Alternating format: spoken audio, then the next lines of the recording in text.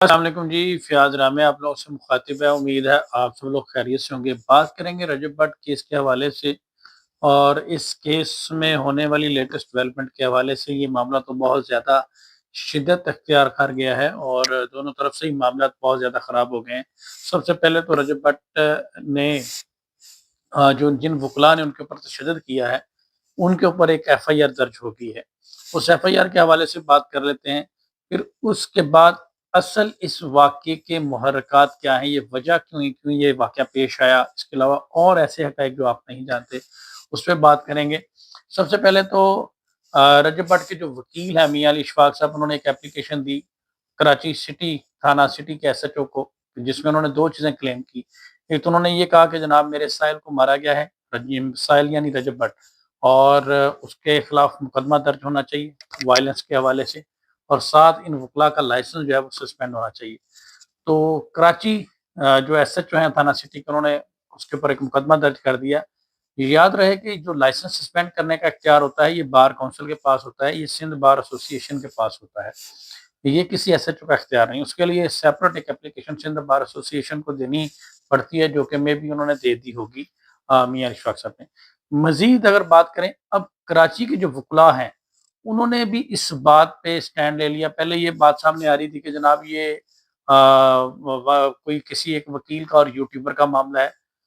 اب کراچی کے وکلاء بھی سڑکوں پر آ گئے ہیں اور ایک پروٹیسٹ انہوں نے کر دیا اور پولیس اسٹیشن پہنچ گئے ہیں، اور انہوں نے بھی یہ اعلان کر دیا کہ جناب وہ بھی ایک اور مزید ایف آئی آر کروائیں گے، اور جس پہ کراچی بار ایسوسی ایشن کے جو پریزیڈنٹ ہیں عامر نواز وڈیچ صاحب، انہوں نے، جو لائرز ایسوسی ایشن کے پریزیڈنٹ ہیں، انہوں نے ایک بہت بڑا موقف سامنے رکھ دیا کہ اگر یہ ایف آئی آر نہ ہوئی تو پھر ہم اس کے لیے جو اپروپریٹ لائے عمل ہے وہ اختیار کریں گے۔ اٹ مینس کہ کراچی کے جو لائرز ہیں وہ ون پیج پہ ہیں۔ اس کا مطلب یہ ہے کہ وہ سارے سٹینڈ کر رہے ہیں اس بات کے اوپر کہ اس کے اگینسٹ ایف آئی آر ہونی چاہیے۔ میں یہ کہوں گا کہ ایسا کیوں ہے، ایسا ون سائیڈڈ ایسا کیوں ہے کہ کراچی بار ایسوسی ایشن بھی ان وکلاء کو کے ساتھ کھڑا ہونے پہ مجبور ہے؟ کیا وجہ ہے؟ کیا وہ لوگ اتنے طاقتور ہیں، یہ کیا وجہ ہے؟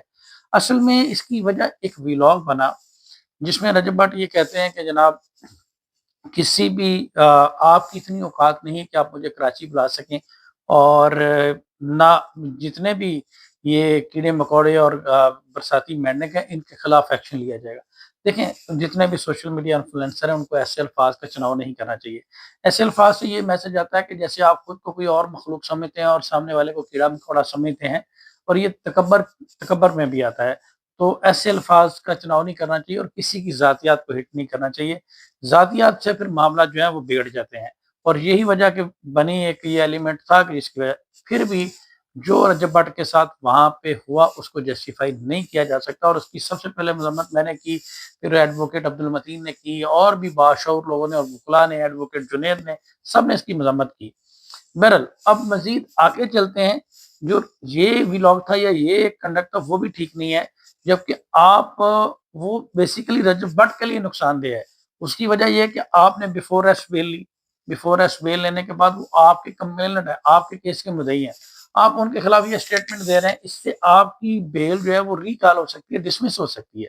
اور یہ چاہیے میاں علی اشفاق صاحب کو کہ وہ بڑے اچھے طریقے سے ان سارے معاملات کو لے کے چل رہے ہیں، لیکن ان کو چاہیے کہ وہ ان کا کوئی معاملہ سیٹلمنٹ کی طرف لے کر جائیں اور معاملات کو کول ڈاؤن کریں۔ ان ایف آئی آر سے کوئی سلوشن نہیں نکلنا۔ اس طرح کے معاملات جو ہے وہ ٹیبل پر ہی حل ہوتے ہیں، اور ایف آئی آر پہ جتنے بھی اوفینسز لگے ہیں وہ سارے کے سارے بیلیبل ہیں۔ یہ میں آپ کو بتا دوں، کوئی غلط فہمی میں نہ رہے کہ پتہ نہیں کیا کوئی ہو گیا، یہ سارے کے سارے بیلیبل اوفینسز ہیں، اور اس میں جو ہے وہ پہلے دن ہی بیل مل جانی ہے ریاض فلنگی کو، اس طرح کے جو اوفینسز لگے ہیں اس کے اوپر، کیونکہ کوئی میڈیکل میں کوئی اس طرح کی انجری نہیں تھی جس کی وجہ سے کوئی ہوتا۔ تو یہ بہرحال یہ ہے کہ رجب بٹ کو اس بات قانون نے جو ہے وہ پورا شیلٹر دیا، اور ان لوگوں کے against F I R registered ہوئی، یہ کافی ہے۔ میرے خیال میں اب کسی کو پرسنل نہیں ہے، ان معاملات کو خوش اسلوبی سے اور بہتر طریقے سے عقل اور فہم و فراست کے ساتھ حل کرنا چاہیے۔ مزید اگر بات کر لیں تو ہر شخص کا ایک اپنا اپنا اوپینین اس کیس میں سامنے آ رہا ہے۔ کچھ لوگ رجب بٹ کو بھی اس بات پہ کرٹیسائز کر رہے ہیں، اور جبکہ اس پورے معاملے میں آپ دیکھیں تو جو سینئر لائر ہیں، اور اس کے علاوہ جو کبھی تک کسی ولاگر نے اس کنٹینٹ کی کوئی مذمت نہیں کی۔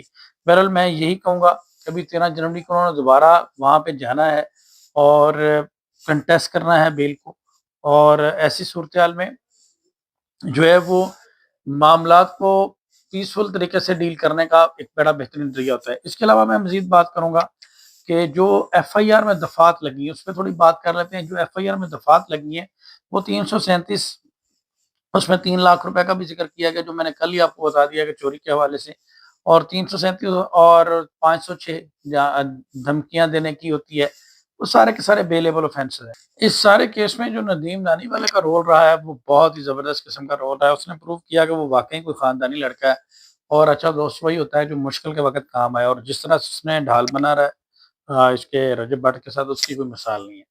اور واقعی اس میں اپریشیٹ کرتا ہوں اس کو کہ اس نے پروو کیا کہ وہ واقعی خاندانی، اور میں تو اس کو ممی ڈیڈی صاحب بچہ سمجھتا تھا، لیکن اس نے بڑا بہادری کا مظاہرہ کیا۔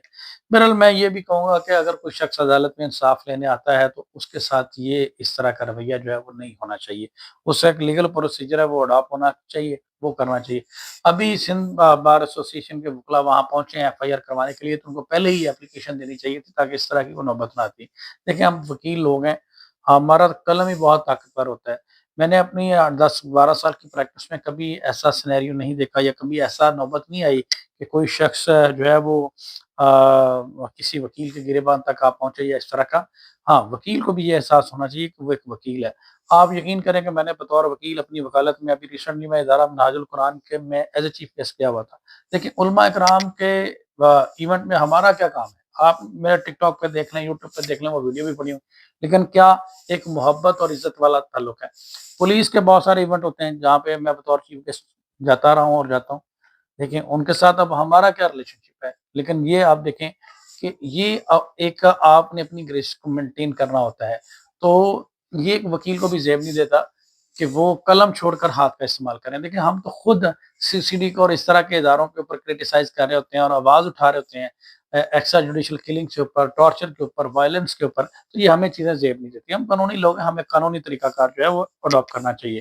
تو میں مختصر یہی کہوں گا کہ یہ جو کچھ بھی ہوا اس کی کل بھی میں نے مذمت کی تھی، ابھی بھی کرتا ہوں، لیکن ابھی جو مزید معاملات بگڑ رہے ہیں اس پہ رجب بھٹ صاحب کو بھی چاہیے کہ وہ ان معاملات کو فہم و فراست کے ساتھ ڈیل کریں، اور میاں اشفاق صاحب کو چاہیے کہ وہ اس میں بڑا پازیٹیو رول پلے کریں، ایز اے میڈیاٹر کا رول پلے کریں، اور یہ جو کنفلکٹ ہے اس کو ختم کروائیں۔